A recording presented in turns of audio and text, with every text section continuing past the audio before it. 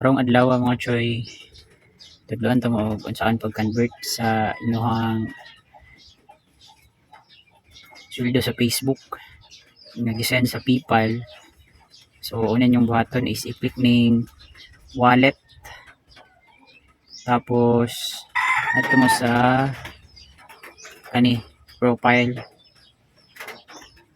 dayon diri mo sa message center, tapos i-click na inyong PayPal assistant, dayon i-type lang ninyo ang how to convert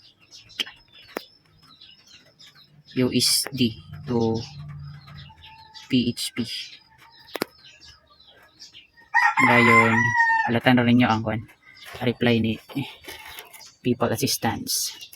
So naa mo imbasa diri nga how do I convert my money to another currency. So i-click na nimo, dayon i-click ang wallet,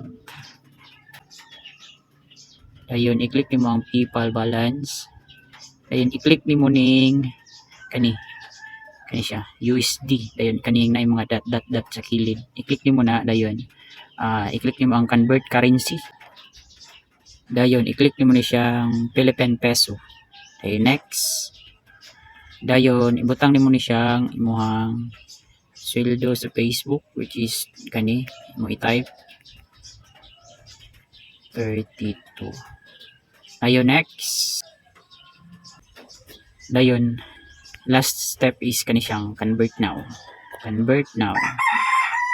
done. So pag done na, pag check nimo, so right, that's it. Alright, so converted na siya na raw ito sweldo.